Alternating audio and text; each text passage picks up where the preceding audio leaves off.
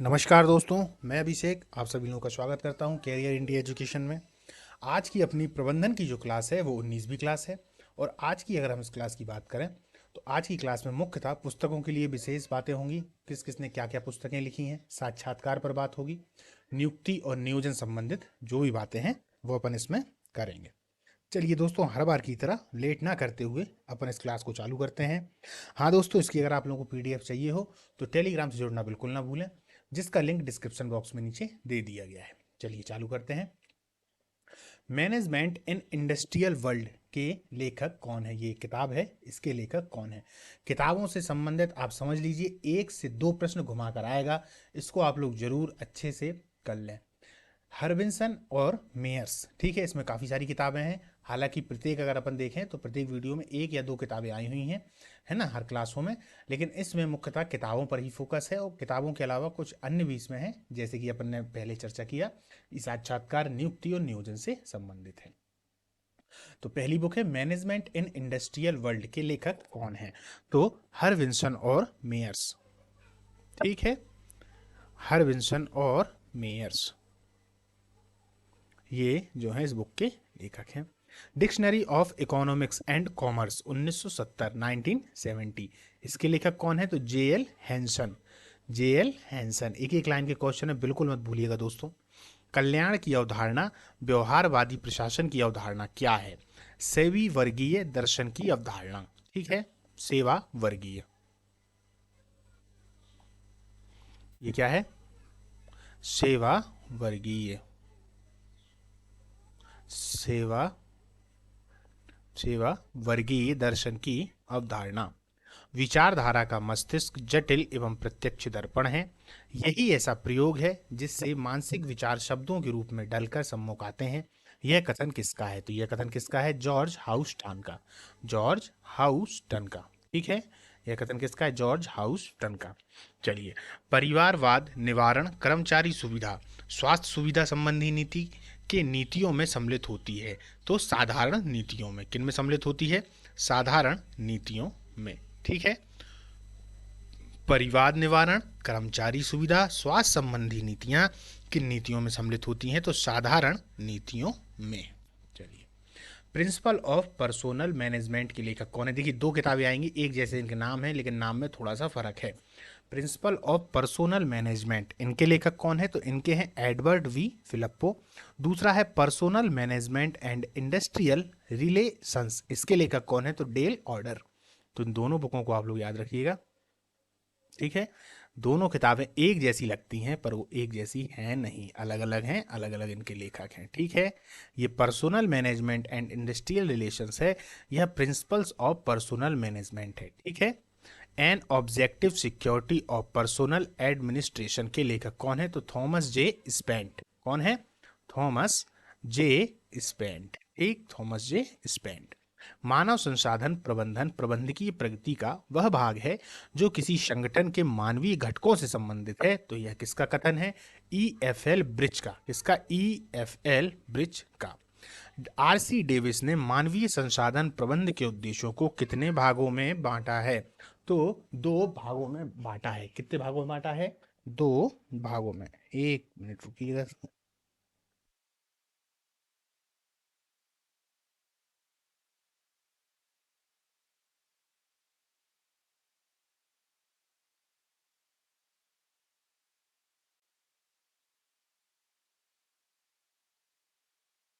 हाँ दोस्तों, तो मानव संसाधन प्रबंधन प्रबंधकीय प्रगति का वह भाग है जो किसी संगठन के मानवीय घटकों से संबंधित है। यह कथन किसका है? EFL ब्रिज का। RC डेविस ने मानवीय संसाधन प्रबंधन के उद्देश्यों को कितने भागों में बांटा है? तो 2 भागों में। ये 2 भाग याद रखिएगा, 2 भागों में। कार्य आयोजन योजना और विकास औद्योगिक संबंध किनकी विषय वस्तु हैं? तो मानवीय संसाधन प्रबंधन की। किनकी हैं? मानवीय संसाधन प्रबंधन की, ठीक है। सेल्फ डेवलपिंग अमेरिका के लेखक कौन है? HR रटनबर्ग। कौन है? HR Ruttenberg. Self developing America, self developing America, इसके लेखक कौन है? तो इसके लेखक हैं दोस्तों एच आर रटनबर्ग, ऐसा भी आ सकता है एच आर रटनबर्ग। ठीक है। चयन सेवा योजना कार्य पर नियुक्ति भर्ती पद सृजन किस आयोजन में शामिल है? कार्य आयोजन में, कार्य आयोजन में। ठीक है, कार्य आयोजन में। औद्योगिक संबंध के अंतर्गत क्या सम्मिलित है? तो सामूहिक सौदेबाजी और सेवी वर्गीय शोध संप्रेक्षण। औद्योगिक संबंध के अंतर्गत क्या क्या सम्मिलित हो जाएगा? सामूहिक सौदेबाजी, याद रखिएगा, और सेवी वर्गीय शोध संप्रेक्षण, सेवी वर्गीय शोध संप्रेक्षण। संगठन के सामान्य प्रशासन व नीति निर्धारण में कौन कौन शामिल है? किस किस में? सामान्य प्रशासन में और नीति निर्धारण में। तो वित्तीय बजट बनाना, भैया वित्तीय बजट बना लिया, सेवा आलेख रखना और जनसंपर्क व संप्रेषण, चारों चीजों को याद रखिएगा कौन कौन सी हैं। वित्तीय बजट बन गया, इसके बाद जन सेवा आलेख रख लिया, फिर जनसंपर्क और संप्रेषण। क्षतिपूर्ति नीति में क्या सम्मिलित है? तो सहभागिता और लाभ भागिता संबंधी नीतियां। क्या क्या होंगी क्षतिपूर्ति में? जब क्षतिपूर्ति होगी तो सहभागिता की आवश्यकता होगी भाई, क्योंकि वही लोग होंगे जो हमारी सहायता करेंगे, और लाभ भागिता संबंधी नीतियां जो जो होंगी उनका पालन किया जाएगा। संगठन के सामान्य प्रशासन व नीति निर्धारण में कौन कौन शामिल है? संगठन के सामान्य प्रशासन और नीति निर्धारण में कौन कौन शामिल है? तो क्रियाओं का आयोजन, समन्वय, औद्योगिक संबंध नीतियों का निर्धारण। क्या क्या है? क्रियाओं का आयोजन हो गया, फिर उनका समन्वय भी हो गया, इसके बाद औद्योगिक संबंध जो भी नीतियां हैं उनका निर्धारण। एक और बुक आ जाती है कॉलेज ऑफ इंडस्ट्रियल पीस 1948 के लेखक कौन है? क्या है? कॉलेज ऑफ इंडस्ट्रियल पीस 1948, इनके लेखक कौन है? तो क्वेरेंस फ्रॉकिंस। कौन है? क्योरेंस फ्रॉकिंस। ठीक है, नाम याद रखिएगा इनका, क्योरेंस फ्रॉकिंस। 4-5 बार आप पढ़ेंगे तो आपको याद हो जाएगा, 10-12 बार में रट ही जाएगा, है ना। मानव संसाधन प्रबंधक के सलाहकार के रूप में किन किन का उत्तरदायित्व है? सलाहकार पद्धति का निर्माण, सामाजिक बीमा संबंधी समस्याओं को हल करना। क्या क्या है? सलाहकार पद्धति का निर्माण, सामाजिक बीमा संबंधी समस्याओं का हल। एक मानव संसाधन प्रबंधक के लिए आवश्यक योग्यताएं क्या क्या होती हैं? भैया क्या क्या होंगी उसके लिए आवश्यक योग्यताएं? चारित्रिक सेवा का दृष्टिकोण और सृजनात्मक मस्तिष्क। चारित्रिक सेवा का दृष्टिकोण होना चाहिए और सृजनात्मक मस्तिष्क। ठीक है, बहुत सारी योग्यताएं हैं, ये 2 योग्यताओं को प्रमुखता दिया जाता है। सेवा विवर्गीय प्रबंधक के सेवी स्वर्गीय कार्यप्रणाली के उत्तरदायित्व में शामिल है। क्या है? वेतन प्रशासन। क्या शामिल है? तो वेतन प्रशासन। ठीक है, प्रशासन व पर्यवेक्षण कार्य के अंतर्गत क्या सम्मिलित नहीं किया जाता? तो पदोन्नति और स्थानांतरण। ठीक है, ये इसमें शामिल नहीं किया जाता। प्रशासन व पर्यवेक्षण कार्य के अंतर्गत क्या सम्मिलित नहीं किया जाता? तो पदोन्नति और स्थानांतरण। ठीक है, नीति निर्माण प्रक्रिया का प्रथम चरण क्या है? नीति निर्धारण हेतु प्रारंभिक प्रयास करना। नीति निर्धारण हेतु प्रारंभिक प्रयास करना। श्रम नियोजन कार्य के अंतर्गत क्या आता है? तो श्रमिक आवश्यकताओं का पूर्वानुमान किया जाना। श्रमिक आवश्यकताओं का पूर्वानुमान किया जाना। सेवी वर्गीय प्रबंधक के क्रियात्मक कार्य में मुख्यतः क्या शामिल होता है? तो श्रमिकों को संगठन में बनाए रखने के लिए कार्य करना। श्रमिकों को संगठन में बनाए रखने के लिए कार्य करना, बनाए रखने के लिए कार्य करना। इबिड नामक पुस्तक के लेखक कौन है? तो कलहुन। याद रखिएगा इनका नाम है कलहुन। ठीक है, क्या नाम है? कलहुन। ये इबिड नामक पुस्तक के लेखक हैं, इंपॉर्टेंट बुक है, याद रखिएगा। इफेक्टिव वर्क मैनेजमेंट नामक पुस्तक के लेखक कौन है? तो Milton brown. Effective work management नामक पुस्तक के लेखक कौन है? Milton brown. वे व्यक्ति जो कार्य पर लगे हुए हैं या कार्य करने योग्य हैं क्या कहलाते हैं? जनशक्ति। एक लाइन का है, बिल्कुल अच्छे से याद रखिएगा। वे सभी व्यक्ति जो कार्य पर लगे हुए हैं या कार्य करने योग्य हैं क्या कहलाते हैं? तो जनशक्ति। संस्था में किसी नई विधि का प्रयोग होने पर जनशक्ति नियोजन का प्रारूप कौन सा अपनाया जाएगा? तो अल्पकालीन जनशक्ति आयोजन, अल्पकालीन जनशक्ति आयोजन, ठीक है, ये वाला प्रारूप अपनाया जाएगा। जनशक्ति आयोजन की सफलता में मुख्यतः क्या आवश्यक है? तो सेवा संबंधी नीतियों का निर्धारण और आयोजन संबंधी दायित्वों का निर्धारण। क्या क्या है? जनशक्ति आयोजन की सफलता में मुख्यतः क्या आवश्यक है? तो सेवा संबंधी नीतियों का निर्धारण और आयोजन संबंधी दायित्वों का निर्धारण, ठीक। पर्यवेक्षकों के पदों पर नियुक्ति के लिए प्रायः जनशक्ति नियोजन का प्रारूप किसमें प्रयुक्त किया जाता है? तो मध्यकाल जनशक्ति आयोजन में। किसमें किया जाता है? मध्यकाल जनशक्ति आयोजन में। बंदरगाह श्रमिक रोजगार अधिनियम कब पारित किया गया? बहुत बार आया है, सन बिल्कुल मत भूलिएगा, ऐसे आएंगे ऑप्शन में 47, 48, 49, 42, तो ये 48 ही आप लोग याद रखिएगा, ठीक है। क्या है? बंदरगाह श्रमिक रोजगार अधिनियम। अपन ने अधिनियम से संबंधित इसके पहले वाली क्लास ली थी, जिन लोगों ने उन क्लासों को नहीं देखा है उनको देख लें अच्छे से, ठीक है। उद्योग में भर्ती के लिए आमतौर पर पद्धति किसका प्रयोग किया जाता है? तो नियोजन कार्यालय द्वारा भर्ती। किसका प्रयोग किया जाता है? नियोजन कार्यालय द्वारा भर्ती। किसके द्वारा? नियोजन कार्यालय द्वारा भर्ती, ठीक। प्रशिक्षण का क्या उद्देश्य है? अब क्या है प्रशिक्षण का उद्देश्य? सामान्यतः कार्य संबंधी ज्ञान व कौशल का विकास करना, सूचना प्रसारित करना, कर्मचारियों की कार्य क्षमता में वृद्धि करना, यही जो है प्रशिक्षण का उद्देश्य होता है, ठीक। आदर्श प्रशिक्षण कार्यक्रम में समावेशी तत्व कौन कौन से होंगे? तो पूर्व काल के बारे में जानकारी, कौशल व क्रियाकलाप के दोषों का ज्ञान, उप कार्यों का वर्गीकरण और विभिन्न कार्य, ठीक है। तो तीन को आप याद रखिएगा, विभिन्न कार्य तो होते ही हैं। पूर्व काल के बारे में जानकारी, कौशल व क्रियात्मक दोषों का ज्ञान, उप कार्यों का वर्गीकरण और विभिन्न कार्य। प्रशिक्षण की कार्य संबंधी आवश्यकता है फ्रेंच के अनुसार क्या क्या है? तो नया कार्य अवसर का लाभ लेना, एक तो नया कार्य हो गया, है ना, नया कार्य हो गया। इसके अलावा अवसर का आपने लाभ भी ले लिया। अब कार्य संबंधी चुनौतियां और कार्य की गुणवत्ता में वृद्धि पर ध्यान भी दे लिया। तो ये सब फ्रेंच के अनुसार हैं। क्या? प्रशिक्षण के कार्य संबंधी आवश्यकताओं के जो कार्य होंगे वो, ठीक है। सीखने के तत्व मुख्यतः कौन कौन से हैं? तो एक तो निर्णय हो गया, ज्ञान हो गया, रुचि हो गया और क्रियात्मक प्रशिक्षण। ये सब सीखने के मुख्य तत्व हैं। किसके? सीखने के मुख्य तत्व। विद्यालय प्रशिक्षण कर्मचारियों को क्या दिया जाता है? अर्ध कुशल। क्या दिया जाता है? अर्ध कुशल, ठीक है, याद रखिएगा, अर्ध कुशल। सीधा आता है ऐसी question. Skills of and effective administrator पुस्तक के लेखक कौन है? तो R.L. कैट्स। कौन है? R.L. कैट्स। R.L. कैट्स ऐसे भी आ सकता है, R.L. कैट्स, ठीक है, कैट्स याद हटा है।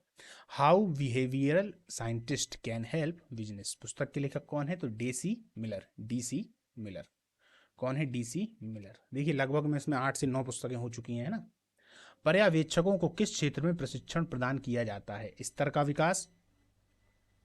किस क्षेत्र में किया जाता है?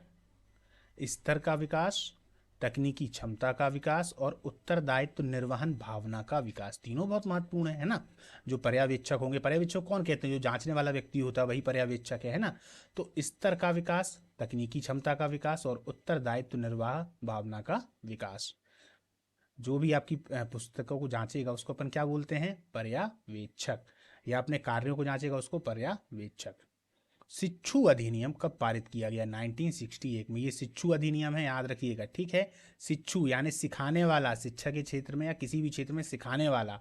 ये शिक्षा नहीं है ना, शिक्षा खुद सीखने की चीज है, तो याद रखिएगा ये शिक्षु अधिनियम है।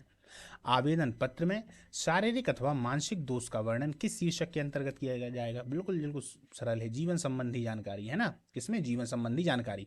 अब यहीं आ जाए व्यक्तिगत संबंधी जानकारी, तो अगर आपने अच्छे से उसको हिंदी पे ध्यान नहीं दिया होगा तो गलत कराएंगे। तो जीवन संबंधी जानकारी के अंतर्गत आएगा। आवेदन पत्र में किन किन मुख्य प्रश्नों का चुनाव करना चाहिए? तो प्रार्थी की योग्यताएं, रुचियां, अनुभव एवं नैतिक जीवन की जानकारी। आवेदन पत्र में किन मुख्य प्रश्नों का चुनाव करना चाहिए? तो प्रार्थी की योग्यता, रुचियां, अनुभव और नैतिक जीवन की जानकारी। Industrial psychological and social foundation के लेखक कौन है? तो एल मिल्टन ब्लूम। कौन है? L Milton Bloom. क्या नाम है इसका? Industrial psychological and social foundation. प्राथमिक साक्षात्कार व रोजगार साक्षात्कार के संबंध में क्या सत्य होता है? तो प्राथमिक साक्षात्कार रोजगार साक्षात्कार से पूर्व लिया जाता है, बस आपको इतना याद रखना है। और ये तो खैर आप लोग वैसे भी याद रख पाएंगे, कोई दिक्कत नहीं। जो प्राथमिक साक्षात्कार है वो रोजगार साक्षात्कार से पूर्व लिया जाता है। बस परीक्षण व्यक्तिगत व्यवहार, कार्यकुशलता तथा कार्यसूचियों का नमूने के तौर पर ज्ञान प्राप्त करना। यह किसका कथन है? तो यह मिल्टन ब्लूम का। किनका? मिल्टन ब्लूम का। मिल्टन ब्लूम के भी काफ़ी सारे कथन हैं। अगर आप लोग देखिए दोस्तों, कुछ किताबें हो गई और कुछ कथन हो गए, एस्ट इज वैसे ही के वैसे ही आप लोग अपने नोट्स बना लें, इसमें पूरा दे दिया गया है, क्लासों को देख लीजिएगा, उनको आपने लिख लिया, बार बार कर लिया, तो 5 से 6 क्वेश्चन प्रबंधन के इसी से कहीं नहीं जाएंगे। प्राइमरी मेंटल एबिलिटी के लेखक कौन है? तो एल एल थर्मटन। विश्वास करिएगा दोस्तों, है ना, उसको आप लोग अपने कॉपी में लिख लें, नोट्स जरूर बनाएं, है ना। मैं नोट्स बनाने का हमेशा बोलता हूँ। पीडीएफ तो देखिए आपको मिल ही जाएगी, टेलीग्राम से जुड़ जाएंगे तो मिल ही जाएगी, है ना, कोई दिक्कत नहीं। पर पीडीएफ रख के क्या करेंगे? पीडीएफ बहुत सारी पड़ी है भाई, अगर आप देख लेंगे ना तो नेट पे आपको इनकी बहुत सारी पीडीएफ मिल जाएंगी, पर कोई मतलब नहीं। किताबें कितनी भी आपके पास में, अगर वो दिमाग में नहीं है तो सिलेक्शन किस पे ले लोगे? नहीं ले पाओगे ना। तो वो दिमाग में होने से पहले अगर उनको आप अपने हाथ से खुद किताब में या कॉपी में लिख लोगे, तो जब आप उसको लिख लेते हो तो फिर उसको याद करते हो, तो आपका दिमाग उसके लिए राजी हो जाता है कि हाँ भाई ये मैंने लिखा था, ये मेरे को अच्छे से याद है। ये कंडीशन होती है, इसलिए मैं बोलता हूँ कि हमेशा अपने नोट्स आप लोग बनाएं। ठीक, चलिए। आमतौर पर कर्मचारियों के चयन के लिए क्या किया जाता है? तो मानसिक कुशाग्रता परिवर्तन। क्या किया जाता है? मानसिक कुशाग्रता परिवर्तन। अर्धकुशल अथवा ऐसे कर्मचारियों के लिए जिन्हें एक ही प्रकार का कार्य बार बार करना पड़ता है, तो कौन से परीक्षण होते हैं? वो मनोवैज्ञानिक परीक्षण। अब जो कार्य बार बार करना है, चूंकि मन का ये खेल है कि वो एक काम को बार बार करके बोर हो जाता है। आप ही को बार बार ये पढ़ने के लिए दिया जाए तो आप नहीं पढ़ेंगे, चूंकि अभी इसलिए पढ़ रहे हैं क्योंकि ज़रूरत है। फिर भी मन ये बोलता है कि इनको बार बार मत करो, तो वहां पे मनोवैज्ञानिक परीक्षण की जरूरत है। व्यक्तित्व परीक्षण के क्या क्या प्रकार हैं? प्रतिबिंब परीक्षण, स्थिति संबंधी परीक्षण और उद्देश्य सहित परीक्षण। कौन कौन से? व्यक्तित्व परीक्षण के क्या क्या प्रकार हैं? तो प्रतिबिंब परीक्षण हो गया भैया, एक हो गया स्थिति संबंधी परीक्षण हो गया, और फिर हो गया उद्देश्य सहित परीक्षण। 3 है, याद रखिएगा। स्थिति संबंधी परीक्षण में मुख्यतः क्या पता लगाया जाता है? तो परिस्थिति विशेष में कर्मचारी द्वारा लिया गया निर्णय। क्या पता लगाया जाता है? परिस्थिति विशेष में कर्मचारी के द्वारा लिया गया निर्णय। चयन प्रक्रिया का अंतिम चरण क्या होता है? प्रति आदेश। देखिए ये प्रति आदेश लिखा है, अगर इसकी जगह ये आ जाए प्रत्यादेश तो भी कंफ्यूज मत होइएगा, क्योंकि अगर प्रति और आदेश को जोड़ दें तो प्रत्यादेश होता है, यण संधि हो जाती है ना। संधियों का ये टॉपिक नहीं है, पर इसमें यण संधि हो जाती है। अगर आप लोग अब हिंदी तो पढ़ ही रहे होंगे तो समझ गए होंगे, तो प्रति आदेश आ जाए चाहे प्रत्यादेश आ जाए, यही कर देना। इधर आपका क्वेश्चन ने तो यार वो प्रति आदेश बताया था, है ना। भेद युक्त कुशाग्र का परीक्षण कहाँ पर विकसित नहीं है? तो भारत में कुशाग्र में। भारत में कुशाग्र मतलब भारत में। भेद युक्त कुशाग्र परीक्षण कहाँ पर विकसित नहीं है? भारत में। ये कुशाग्र नहीं है, इसको हटा दीजिए, भारत में ये नहीं है, ये अधिकतम अमेरिका वगैरह में चलते हैं। ठीक है, अभी इससे संबंधित आगे समझ में आएगा। बहु कुशलता जांच श्रृंखला में, अब आ गया बहु कुशलता जांच श्रृंखला में परीक्षण प्रणाली का प्रयोग किन किन परीक्षण से होगा? तो भेद युक्त कुशाग्र परीक्षण, ये तो पहला हो गया जो कि भारत में है नहीं। फिर फ्रेंड गण कुशाग्र का वर्गीकरण परीक्षण, ये दूसरा हो गया। और तीसरा हो गया SRA प्राथमिक योग्यता परीक्षण कुशलता जांच। SRA तीनों को याद रखना इंपॉर्टेंट है, आता है भैया इनसे क्वेश्चन। ठीक है, भारत में कौन सा नहीं है? तो भेदयुक्त कुशाग्र परीक्षण भारत में नहीं है। अमेरिकन मैनेजमेंट एसोसिएशन के अनुसार साक्षात्कार की संख्या कितनी होती है? तो 3। कितनी होती है दोस्तों? 3। ठीक, साक्षात्कार का अंतिम चरण क्या होता है? तो मूल्यांकन। साक्षात्कार का, ठीक है, अंतिम चरण क्या होता है? मूल्यांकन।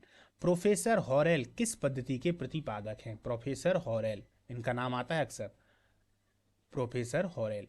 प्रतिबल साक्षात्कार पद्धति के किसी व्यक्ति को अपने कार्य पर रहते हुए उसकी सापेक्षिक सेवाओं का जो कंपनी को मिलती है मूल्यांकन ही कर्मचारी मूल्यांकन है। यह परिभाषा किसने दी? तो दी अल्फ्रेड और बेट्टी ने। अल्फ्रेड का नाम याद रखिएगा और बेट्टी का नाम याद रखिएगा। ये जो टा है ये आधा है, उसके बाद टा है। कहीं कहीं अगर ये ऐसा आ जाए तो भी कंफ्यूज मत होइएगा। ठीक है, व्यक्ति से व्यक्ति का मूल्यांकन कराने की प्रणाली सर्वप्रथम किसने लागू की? तो Walter D stock. Walter D stock. व्यक्ति से व्यक्ति का मूल्यांकन कराने वाली जो प्रणाली है वह सर्वप्रथम किसने लागू की थी? तो वॉल्टर डी स्टॉक ने।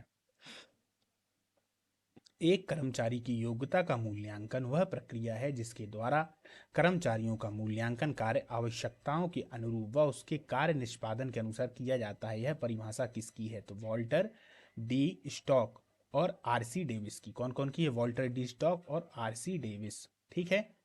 निष्पादन मूल्यांकन करता कौन कौन हो सकता है? तो या तो स्वयं कर्मचारी होगा या विभागाध्यक्ष प्रबंधक होंगे, है ना। स्वयं कर्मचारी भी हो सकते हैं। इसके अलावा विभाग के जो अध्यक्ष हैं, विभाग अध्यक्ष, वो हो सकते हैं। इसके अलावा जो प्रबंधक हैं वो होंगे। ये निष्पादन मूल्यांकन जो करेंगे। ठीक है।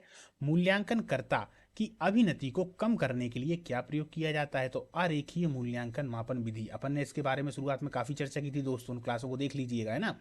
आरेखीय मूल्यांकन मापन विधि। ठीक। The custom appraisals of job performance नामक पुस्तक के लेखक कौन है? तो रिचार्ड ए एनन। कौन है? Richard A Annon. ये the custom appraisals of job performance के लेखक हैं। चलिए दोस्तों, तो आज की जो अपनी प्रबंधन वाली क्लास है वो समाप्त होती है। कल अपन मिलेंगे अगली क्लास में, जो कि अपनी 20वीं क्लास होगी। एक बार फिर से आपको बताऊंगा कि इसकी अगर पीडीएफ चाहिए हो आपको तो आप लोग टेलीग्राम से जरूर जुड़ जाएं। खास बात उसकी ये है, क्लास चालू होने से पहले हम उसमें एक बार पीडीएफ डाल देते हैं और क्लास खत्म हो जाने के बाद। ठीक है दोस्तों, और अपन जल्दी ही इसकी थ्योरी की क्लास चालू करने वाले हैं। और थ्योरी की क्लास को ज़्यादा नहीं चलाएंगे, उसको अपन प्रयास करेंगे कि वो 8 से 10 दिन में समाप्त हो जाए। बस उसके बाद फिर अपनी इसी में मैराथन क्लासें चला करेंगी। चलिए दोस्तों, नमस्कार, मिलते हैं अगली क्लास।